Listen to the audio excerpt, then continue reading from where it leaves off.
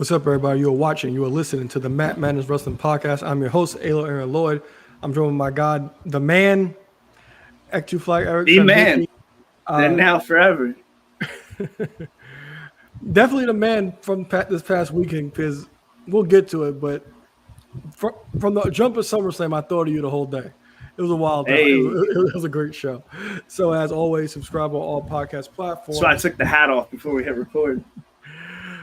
We gotta get you to shave the beard and just have the stash. But subscribe on all podcast platforms, iTunes, Google I might Play, get arrested if I Podbean, do that. and subscribe to this YouTube channel. Turn your post notifications, leave a thumbs up and some comments, because Disney is expensive. So we had SummerSlam this past weekend. I did not watch anything else other than this. Did you get into anything else other than SummerSlam? I watched the Damian Priest documentary. Okay, how was that? It was awesome. Okay. Already a fan of him. If you already like him, watch it. You'll like him more. If you're on the fence about him, watch it. You'll like him more. Okay, because I was playing catch up today, and I did mention it. I forgot all about it because I know he mentioned it on Raw, but I forgot all about it. But I am definitely going to check that out. So we had SummerSlam this past Saturday night. I actually got to watch live. The timing kind of worked out. I got to watch it in my new full room. I don't know if you guys can see it. It's beautiful. Beautiful. I got to watch in my room. I guess you were watching live because we were texting back and forth a little bit. I saw everything live except the world title match and the Jelly Roll Awesome Truth segment. I watched the beginning of the show up until the end of Punk and Priest at Craig's house. He had like a random barbecue. I thought I was going to leave early, stayed late. So I was like, yo, guys, living room's screwed. So a lot of regular people, not even casual fans, watched the majority of SummerSlam with me. Left, took Teen. She had to get some stuff in Target. Guy I used to work with sent me a spoiler on the world title match. Then I got home, watched the finish to Cody, and then rewatched the world title match, I think, in the morning. So unfortunately, I saw too much of Jelly Roll. I was waiting for our dinner at the pizza shop. I didn't get Pizza Hut. I was waiting for the dinner at the pizza shop, so I was like, I had to kill some time because it was right around the corner from my job. So I saw everything of Jelly Roll, all the performances. I'm like, who the fuck is this guy? But I did enjoy SummerSlam. That's all I took in for the weekend. So I'll let you go first. What are your thoughts on SummerSlam 2024? Well, as you were mentioning earlier at the top of the show, you subscribe because Disney's not cheap. Beer's not cheap either. I'm working on my endorsement deal with Modelo right now. Modelo, if you don't want to cut a check for the boy, at least do it for the podcast. Mm-hmm. So I'm going to start with some Modelo time because my thoughts on SummerSlam is the thing was a showstopper. I thought it was a great and entertaining show from start to finish. I think every single match delivered. A lot of high points on the show, and I'm going to have fun getting into it. Yeah, I'm going to give it a showstopper as well. Everything that happened was like warranted because going into the show, we talked about how everything can culminate. Everything pretty much culminated the way that we anticipated it doing. And Uncle Dave, who's about to even get the play uncle revoked out of him, was basically saying everything was an angle and everything was a setup. And like, what the fuck are you talking about? This is fucking wrestling. It's fucking TV show. It has to be an angle attached to it. And it had everything paid off perfectly. If you want to say it's predictable, that's fine. Y'all watch movies.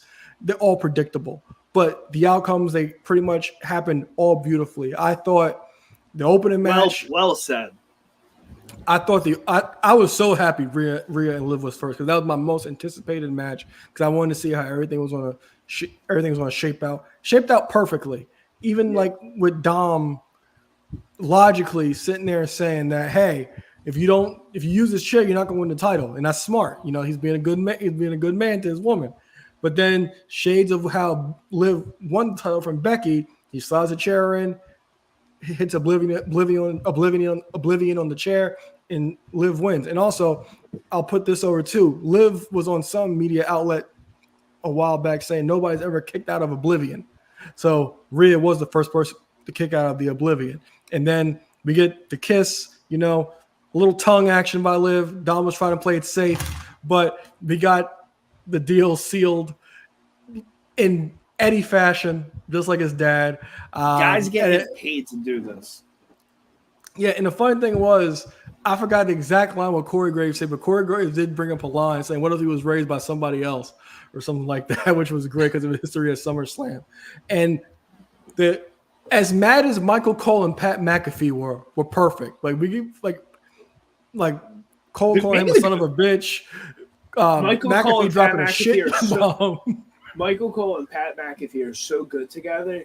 But who knew Corey Graves? It's a real good fit as a trio. Oh yeah, absolutely. It worked perfectly because Corey Graves, he does play by play, but when he is in a 3-man booth, he can go back to doing color, which I think where he shines. But I thought the opener was great. I thought the ending was 100% perfect. I thought Seth as the referee against Punk with Punk and McIntyre was the match of the night. I think every match delivered, including, I know everybody's not a big fan of Nia Jax, but I thought that match with Bayley even delivered. That match actually was really good. You know I'm not a fan of her. We all know I love Bayley. Even with Bayley dropping the title, that match was good. That match was entertaining. I hope Bayley is all right, but I also think, man, it couldn't have been a more perfect finish. Oh, yeah, it was absolutely perfect. That's what I was saying. Everything culminated perfectly because of the Frank. Go ahead. I was going to say the multiple of that. I don't know what they call that. I want to call it like a Yoko bomb. I don't even know what Annihilator. They call it. The Annihilator multiple times. I mean, geez, you know that freaking kills. But like, one, I also thought it was a nice polite rub to Bayley, where like, yeah, she could have lost with just one of those, but taking multiple of them after the screwy finish, the distraction by Tiff, perfect. Like, there was no better way that match. If Nia was going to win, I don't see any better way that could have been done. Yeah, because it was a double-edged sword because of the whole concept of Money in the Bank. You wonder, was Tiffany really going to cash in? But also, it's like, okay, this was a plan because this is my friend. This could easily get Bayley off her game and easily get her distracted. So everything with that played out 100% perfectly. I thought LA Knight when Logan Paul was really fun too. The main event, I was a little bit down on, and I'll get to that in a second. But I was a little down on the main event. But I thought SummerSlam was a showstopper. I thought a lot of things culminated perfectly, and a few things even progressed perfectly. We know that Rollins, he's going to be sidetracked with Bronson Reed for a while, so they're saving Punk and Rollins for a later date, which we talked about. They're going to give us this a bash at Berlin, but they're not going to. It's probably going to be Bronson Reed because he is from Australia. So Triple H has been doing. Yeah. Giving everybody their spotlight in their home country this past year. So we'll probably see Bronson Reed take on Seth Rollins there. But going to the main, I guess we'll start with the main event. We have Roman Reigns returning. I forgot that he had new music because when we went to WrestleMania, it was live. So I didn't pay it any mind. But okay, that was the song that the orchestra did play at WrestleMania. Now I didn't even notice that it was really different. Yeah. Isn't it just like the opening bell that's different? No, the whole song is different. Okay. Yeah. So they announced this as a Bloodline rules match later on Friday on SmackDown. So this is after we recorded. So after that, I kind of the air came out for the match a little bit for me because okay, this is pretty much going to mimic what happened at WrestleMania, just with the new blood instead of Roman's bloodline. And we all knew Roman Reigns was coming back. So it was all the anticipation and build to Roman Reigns come back. Now, I thought the match was fine. The run-ins, those were my nitpicks. Why the hell is Randy Orton taking his time, slapping fans' hands? No sense of urgency whatsoever. And Kevin Owens, he was running, but that's a long way to run. But at the same time, throughout the entire match, I felt that we were just waiting on Roman Reigns and the run-ins because it was Bloodline rules. So I think the main event was probably one of my least favorite matches, but the moment of Roman Reigns returning was was probably my favorite moment of the night. Your thoughts? I'd argue it was almost, not that this was common, but I'd say it was almost Attitude Era-esque, where the main event, you weren't there for the match. You were there for the popping circumstance, the shenanigans. So I got no real beef with it when you factor in that the opening match delivered. The world title match was insane. Both mid-card title matches, great. And the special attraction with the Punk as a referee match, that being so good, I was completely fine with this match. I love the bash at the beach call by Corey saying, "Well, who's he here? Who's he coming for?" And then he even tried looking at Cody real quick before hitting the Superman punch on Solo. The Roman interaction was great. Cody selling, being confused by it, getting the pin, then still staring off at Roman. I got no gripes with the main event. It was, plus the main title should be in the main event. So I was happy with it. Jacob Fatu, you think that injury is real? Nah, I saw pictures of him in a boot. I think it might be real, but I think he's going to be all right. I think he's going to get through it quick. I hope. Okay. Yeah, so we have Roman coming back on SmackDown this Friday. So we're going to hear from him for the first time since WrestleMania. And I'm definitely interested in what we're going to hear him say. And everything's kind of lining up for War Games. It's just a fact of when do we get The Rock? Do we get him in this or not? The Rock's going to show, because I think The Rock is going to face Cody at the Rumble and beat Cody, and Roman wins the Royal Rumble match, and that's how we get our main event. Because remember, Roman's only won the Rumble once. It seems like he wins it every year, but he's only won it once, and that's how you get to that match. Call me silly, I just don't see them needing to be anywhere near the title. This bloodline stuff don't need the belt no more. It's that big. It's that good. They can move right along and be completely fine, in my opinion. I could see Cody and Roman being a little team, a little force for a little while, but I mean, Roman's got to go back to OG Bloodline and whatever. The only way I see Cody still being involved is if it's OG Bloodline and Cody versus the current Bloodline 2.0 and The Rock. Because as Rock comes back, Roman's going to need 4 more people. So we have, so it's Solo, Guerrillas of Destiny, and Jacob. So it's 4. So that's 4 of them, and it's Roman. I'm assuming Roman gets the original Bloodline back with the Usos, and I even think he's gonna get Sammy. Mm-hmm. I even think that. So that's your. We've seen that group in a War Game. Yeah. Already. So that's your War Games match, I think. And remember, The Rock pinned Cody Rhodes at WrestleMania, and this is the part of the story. So I think The Rock is going to end up beating Cody at the Rumble. I just do. So you think he pins Cody twice? Yeah, because that's how Rock gets his insane match. Boss! What an insane boss! That's how Cody. That's how Rock gets his match with Cody, because he did beat Cody. He did pin Cody, and before he left, he did mention, "I did beat you." Dirty work. He's gonna get his title shot. Now, I personally think The Rock's will win the title, but he doesn't have to win the title because, as you just said, the Bloodline story doesn't need the world title, because Roman could cost Rock the title as well in this situation. It's a lot, and it's one of those things where you could see it going so many ways, and it's like when it happens that way, or 10 other scenarios we can come up with. I can't think of the last time it's been this exciting to watch and just be like, I'm just here going for the ride. Yeah, and Homage did mention that the second half of the year is going to be a hell of a ride, and I'm looking forward to it because it's off to a great start. I was going to say the first half's been nuts, so I mean, if it's upward, woo. Yeah. So we're going to put these together. We have a new Judgment Day.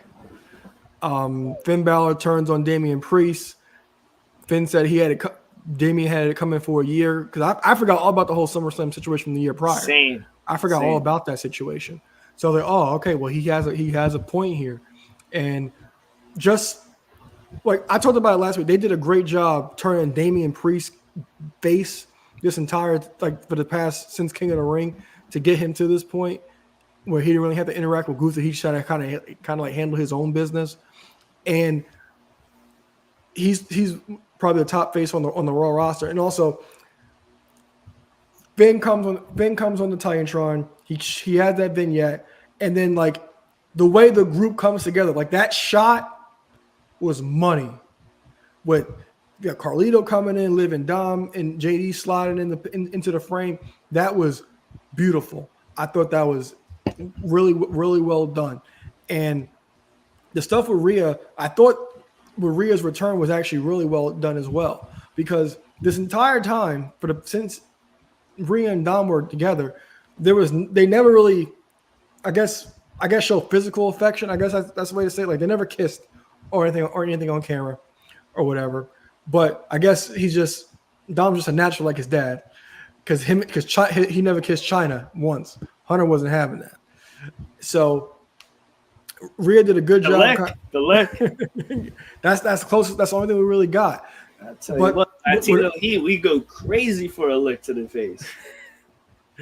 But the thing is, when Rhea returned, it was the first time she actually showed some feminine tendencies, because she was always like the muscle or she was in charge. Like she wore the pants in the relationship, but she was the one that needed reassurance, that was feeling some type way. So they did a really good job bringing that. Even in the few weeks prior, even up to SummerSlam, you could tell like there was more affection there between those two. There was more of a connection between those two. So they even sold it even more for when the turn actually did happen.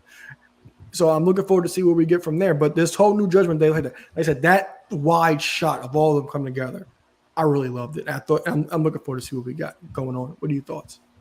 I'm enjoying it. I'm happy that they're still staying together. It's still a Judgment Day.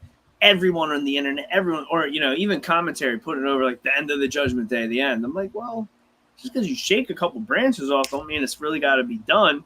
It's super cool that we're getting, 2+ years later, we're getting a form of the Judgment Day with none of the original 3 members. I really like it. I really think it helps the lineage and the history of this faction. I think all in all is going to make it a stronger group in, the hierarchy of factions when we talk about it years from now. I think it was done so well. Finn feuding with Damian is going to be awesome. It's going to be fun.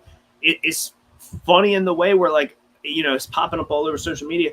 I forgot in 2020 about their In Your House match. I vaguely remember the little hot potato. Damian had, I think, a hot 3-month run with the U.S. title. Balor had it, and then Balor lost it within a month. I don't know who he lost it to, maybe Sheamus. But, so, I mean, we've been seeing this. We saw it in 2000, I guess 2022, 2021, whatever. I guess technically it was probably the January, February before the Judgment Day was formed. So it's going to be fun to circle back and see these guys and it's wild. My only gripe with the Damian documentary, because they circle his whole life, and they dabble indies, him training in the Monster Factory in Jersey, him living in New York, growing up in Puerto Rico. Then they talk about NXT, they talk about when him winning the NXT North American Championship, what that meant to him. And then they go to his U.S. title reign and how it was awkward, how he really wasn't him. He didn't find himself. Then it goes through the formation of the Judgment Day, and then they jump right to Mania. But I'm they go to Mania night 2. I'm why aren't y'all talking about night 1? He walked in as a champion, had 2 tag belts with the briefcase. I thought that should have been something a little more touched on. I mean, it's pretty cool when you think about the full year. He spent first quarter, he was unified tag champion with the briefcase. First person to do that since Miz, loses the tag belts, cashes in the next day. I just thought that'd have been a good tidbit. But I think it's pretty cool if, this whole Balor story, I think years from later, big stretch of a comparison. But it's you look at The Rock and Hunter with their long feud, feud over the IC title, or feud as rookies, feud as IC title, feud as world champions, on again. So it's pretty cool to see them have a feud in NXT, a feud over the U.S. title, become tag champions together. Now doing something kind of in that main event spotlight, and maybe at some point for a world title. Yeah, definitely interested to see where the Judgment Day thing goes. I know Even when it comes to the Demon, we haven't gotten the Demon, and he's lost recently. So I do think the Demon is going to be called for in a situation. I talked about Liv and Rhea being in Hell in a Cell because I think that is warranted, but I'm not. Maybe you get Finn and Damian inside Hell in a Cell. I think Punk and McIntyre is no doubt going to be Hell in a Cell. That is the hot rumor. Bad Blood, it would be them. I like the idea. I was thinking Bad Blood because of how hot the feud is with the three of them. And I still think it's possible where if you get past Berlin, Rollins can come back and we get Bad Blood as a triple threat. I mean, there's a lot of bad blood between the three guys, but I know the rumor is that Punk and McIntyre main event in a Hell in a Cell. But I don't know if you watched the post show. Not what was the last show before SummerSlam? Was it Castle? Yes. One of the news reporters. No, Money in the Bank. It was Money in the Bank. Money in the Bank. One of the news reporters asked Punk, like, what do you think about like your guys' match? I think you guys I think at this point, like your first match should be in Hell in a Cell. And then Punk went, "Thank God you're not booking." Like you got to work our way there. So God work Phil back. Like we had to watch that match with our fingers crossed.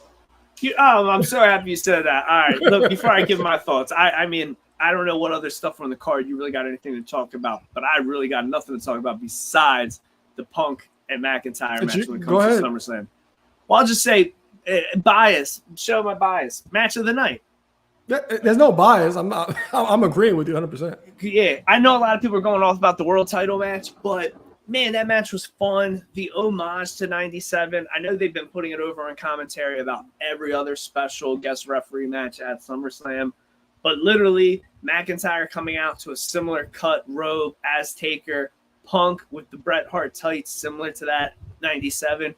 Shawn's few times where he was refereed not in the Daisy Dukes, he was pants, sleeveless ref shirt. Punk in Sabu pants, which did you catch that? Yeah, Punk's mentioned to him. I was talking to my used car manager, and I was like, "What'd you think about it? This and that." He loved the match. He's going on and on and on. I was like, "What about the Sabu comment?" And he don't know a lot about ECW, so I had to show him Sabu, and he's like, "That's hilarious! Oh my god!" And he's like, so like 30 minutes later, he comes by my desk. He's like, "I just rewatched the match. It's so much better now that I know what that means."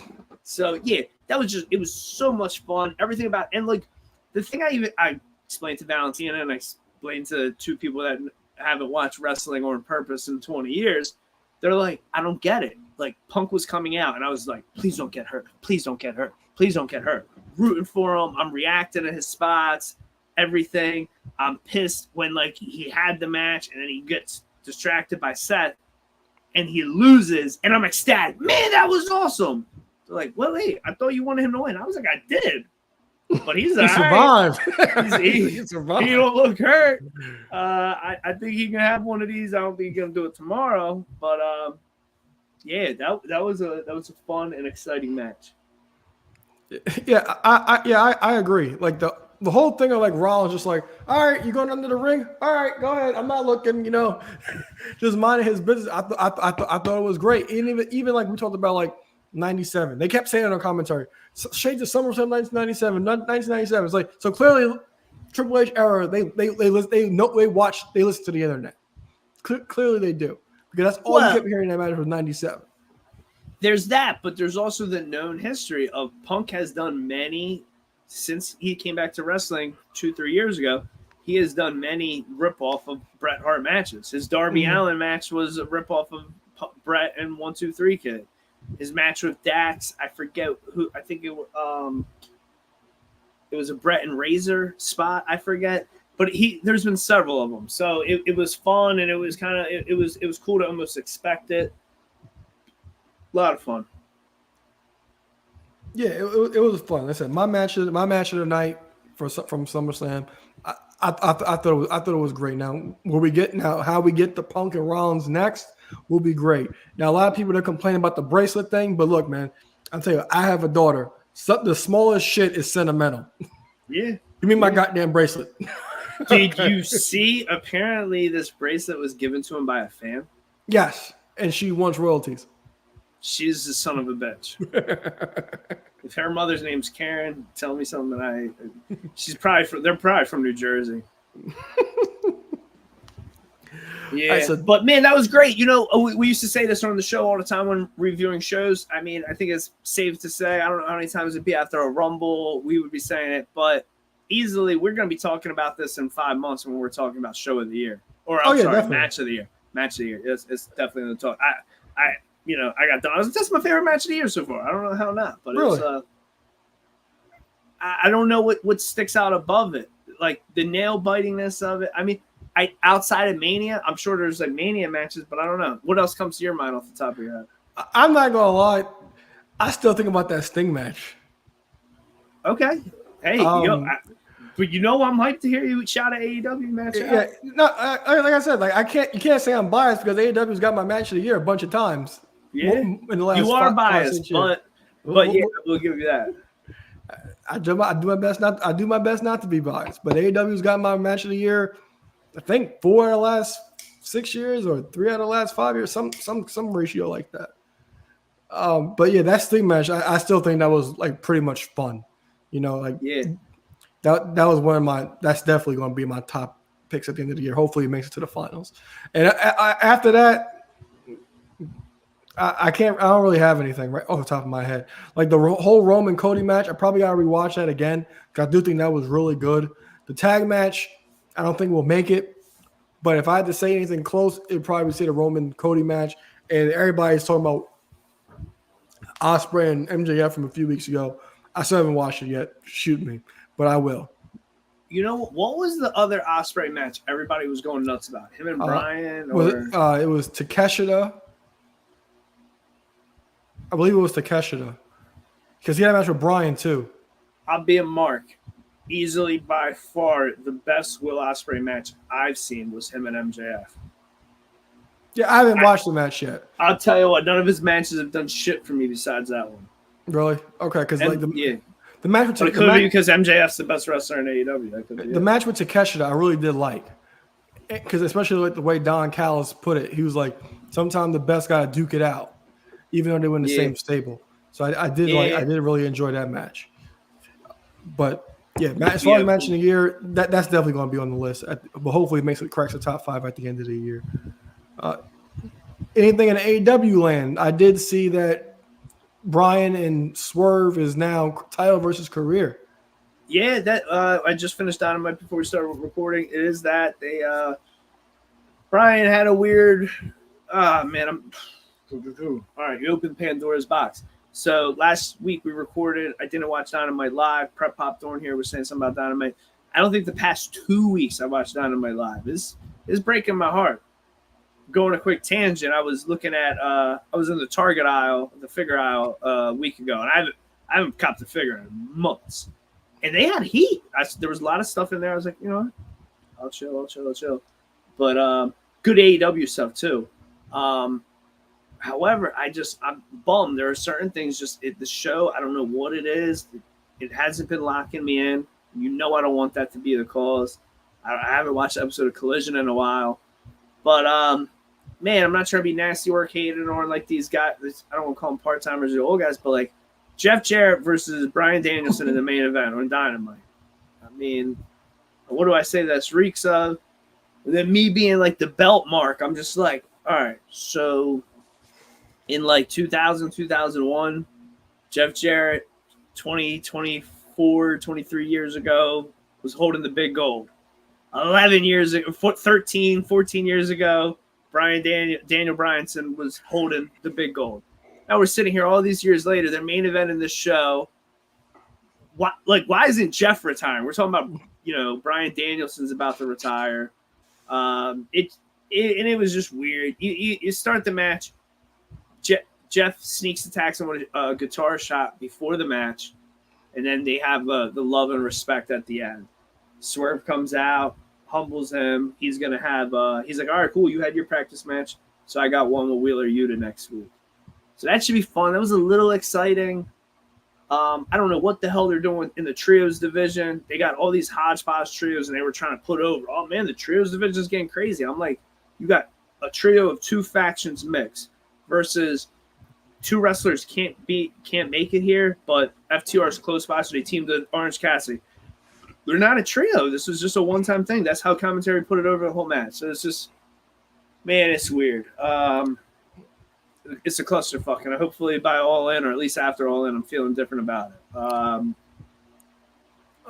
I do like the career resurgence for Jeff Jarrett, though, because I was around, still watching when his name was getting dragged around and all this stuff with the TNA stuff. So I'm enjoying this little career resurgence for Jeff Jarrett, and like the way people talk about him, how much they love him so much. So I am enjoying this. It is funny how like that that love to him right now is coming out of nowhere. But I don't think he was hated.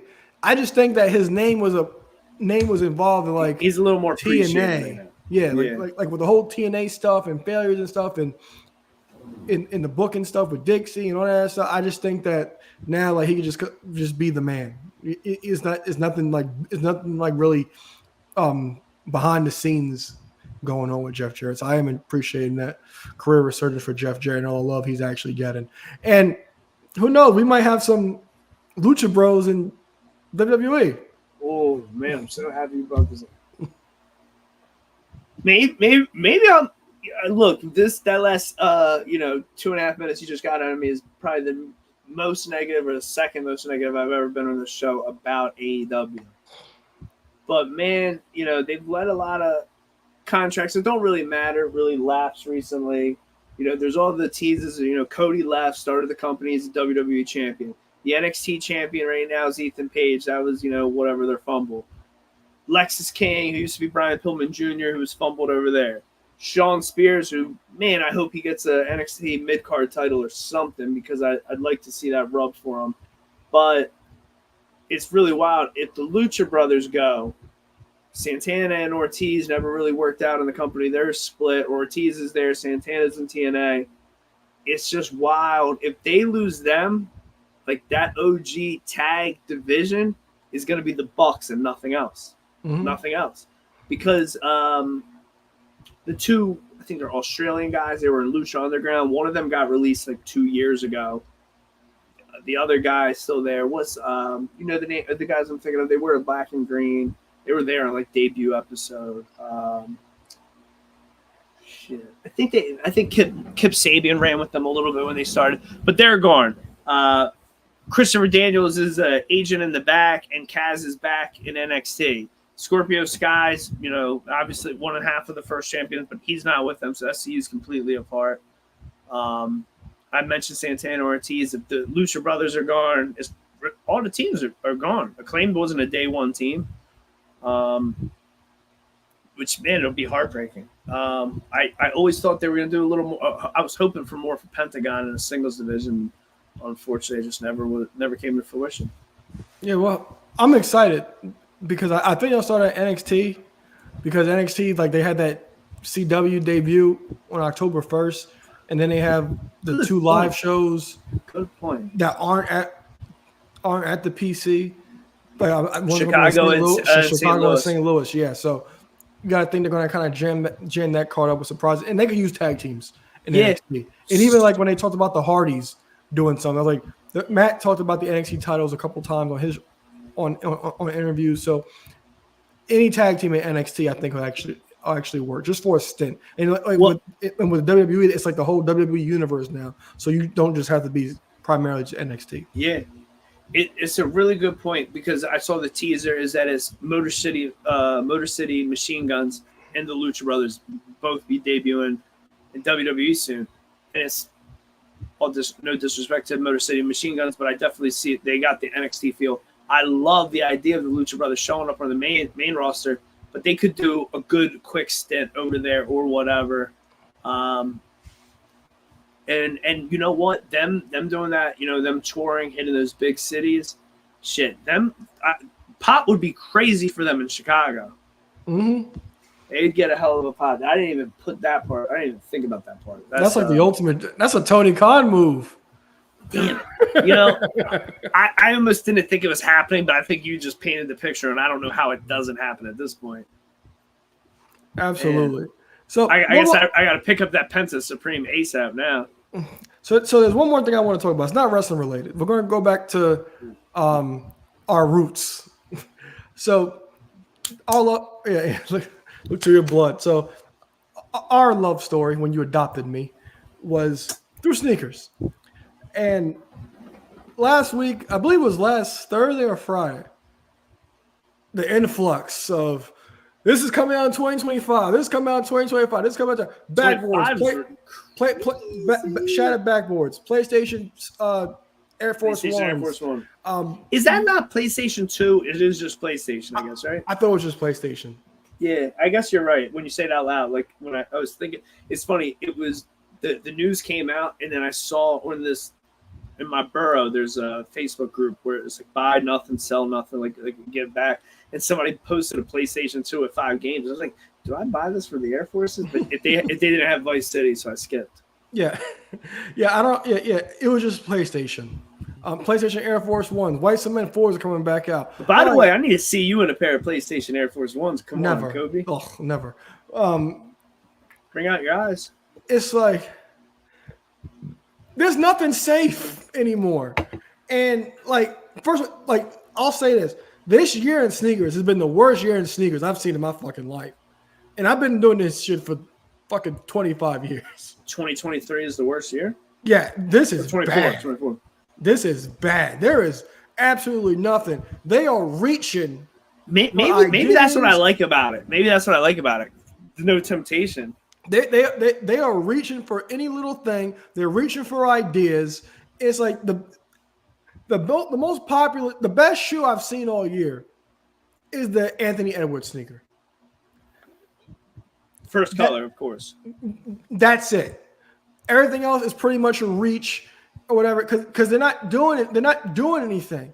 And then as we get older, like we're the unks now.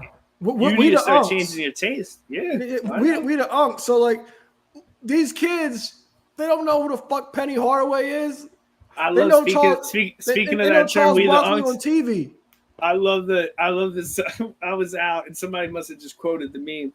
Somebody said, "Man, we're the barbecue." They said, "Motherfucker, we're 35. You better start. Let's go have the barbecue. It's our turn." Yeah, like because I was also saying like Angel be talking to her nephew, and like he said, Jordan. She talking about sneakers and like Jordan wasn't dead. It's like, oh yeah, I agreed or whatever. But then she was like naming like the OG colors, the ones I deem the essentials, and she's like, those dead. Like, no, he don't understand nothing about that because these kids nowadays they don't have sneaker culture.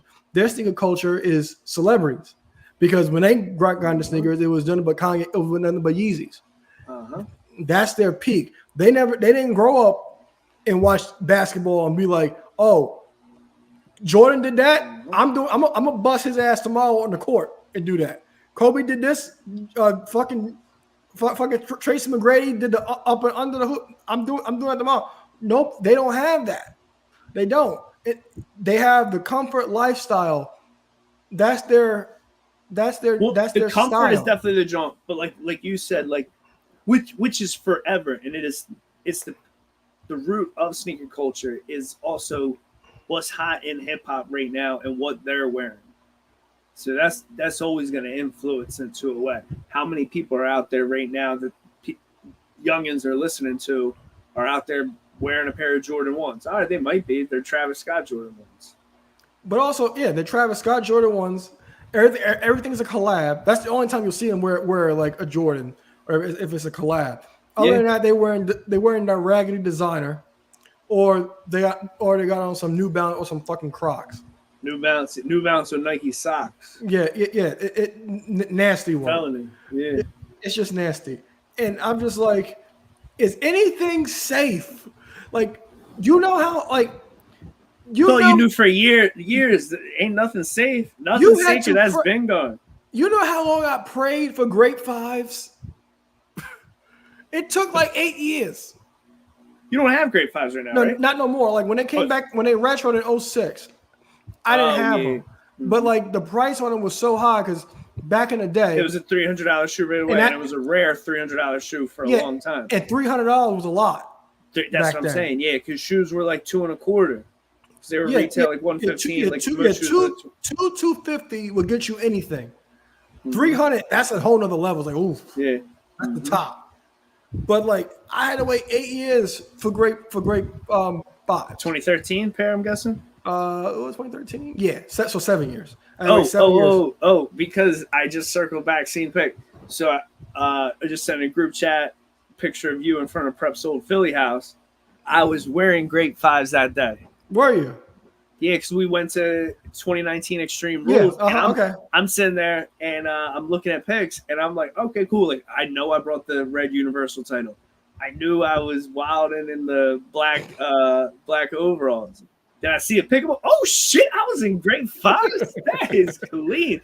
Can't wait for them next year. That's it's gotta be, it's up there for like top 5, if not number 1 most. Yeah, like even like when I got Aqua 8s. Neon 95 is coming back too next year. But I love these are my high school bangies. Yeah, that's an essential. See, I don't like the way they look on my feet. I'll get them for Leah, but the thing is, in kids' size, they're like $100. You might try them again. You might like them now. I've never liked them on my feet. I got wide feet. They don't look good. They look doofy on me. I hate them. You just need to be more versatile sometimes. I do, but it's just like, even like I'm looking at my shoes I got now, I'm like, look, I gotta get rid of some of this stuff. But what am I gonna replace it with? There's nothing for me to replace it with at the moment. But yeah, this is bad. Like it is going down. Have you bought a pair of sneakers in 2024? No. 2023 I did. I bought SB Jordan 4s. I had got through on sneakers, and then I ended up liking them, because in the Eagle season, football season started. I was like, you know what? Navy pair next year. I'm outside for them. We'll see. Jordan Brand's got to make every green shoe Christmas themed. We'll see. Even like the Olympic 6 came out this past weekend. In 2012, they made it wrong, but them shits are sitting. No, but I understand time. But isn't this pair more like the 2012 release? No, this is the exact version of the 2000 version, except still with flat laces. I didn't look at the laces. I think they're still flat. 2000 had the round. The midsole is accurate to the 2000 version. Okay. Because the 2012 wasn't, and that was like a real hang up on it. Like even like the 2012 version, I still put oval laces in them because I'm a mark like that. Yeah. Love that. Yeah, I still bought some and put them in there. Well, the fun thing, like you're talking about them sitting, like they're still like, and it's crazy. I feel like it's almost 2 years old, but I feel like it's a year old. Like Cardinal 7s. That was my first Jordan 7 ever. Mm-hmm. Bought it, I think, my sophomore year. Bought it off EBay. I think I paid like $185. That was a little above retail, but it was like, cool, whatever. Fresh Prince staple shoe. It's also a Jerry Seinfeld shoe. Cardinal 7s are clean. Arguably the most underrated 7. The most slept on in the 5 OG colors. So I'd like to have that again. Like I kind of like, bro, my Jordan count's so low because I cut back on so many pairs. But like I kind of like randomly would like to like just run back through 1 through 10, just have one color of each model, but it'd be like weird model, like weird color. Like I'd have Seattle 10s because everybody would think it'd be a Chicago color. Or Aqua's come back out next year too. Aqua's and Grape same year. Yeah, because Aqua's, that was like my other grail, and like I paid $250 for those because they came out in 06, 07. 06, 07. I think it was 06. I think it was like October of 06. Was it 07? No, it was 07 because the playoffs came out Christmas 07. So it was like October 07. I got my pair. No, October 06. It was 07 because they came out because the playoffs came out in Christmas 07. That was the Christmas shoe. And I got a pair in 2011, and like I had to break the bank on those a little bit, but I paid $250. But like I said, $250 that was like max back then. Like with this release that we're talking about, it just reminded me. I got a pair. It was either my second or third pair of the first retro because I didn't get they came back out in 2015. I did not get that. Yeah, I didn't get those. I got my second pair at Christiana Mall off of somebody from Soul Collector, like off the forum. It was either to the Soul Collector forum, met them there. That's a flashback. Yeah, bought Aqua 8s off this guy, then met back up with him, bought a 7/16 countdown pack and a 07 Fire Red 3. Y'all was still in somebody's sack when Countdown Packs came out.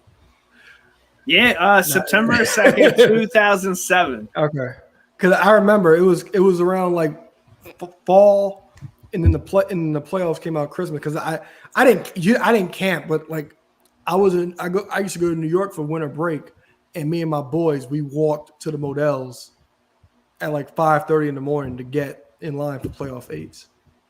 I guess it's wild. Now I'm trying to think. I guess I've always thought this was like a freshman year show, but it came out September of 07. You were juniors. I would have been. I think I was a sophomore then. Because my freshman year it was class of 07, so I started 06, 07, so it would have been sophomore year. It was my junior year. Yeah, but I held back like a crackhead. Oh, okay, that explains it. Yeah, but yeah, that's what it was. Oh, because I remember I was like, oof, I kind of like those, but like, I was like, I'll get playoffs. But then like a couple few, like 2011, I bought them. I paid $250. I sold some stuff off. 2015, I didn't need them. Yeah, I sold peak COVID, like May 2020. Sold them to my man Lex. So yeah, Aquas. That's a good run back. I'm gonna need that again. I actually, according to Snapchat, 8 years ago today, I was wearing them. Huh. In a Bullet Club tank top. Oh, look at us. So at least I brought it back to wrestling. Look at us. You got anything else for me? Well, with all that being said, wear your shoes, buy some shoes. If you have no idea what we're talking about, because this is a wrestling podcast and we're talking about sneakers, you most likely need deodorant and should probably go buy a new pair of sneakers. In the meantime, Modelo, cut me a check or send me some free beer. All right, guys. So that's it for the show. I'm Aloy Lord. That's the man, X2 Eric Trimbicki. We'll see you guys soon.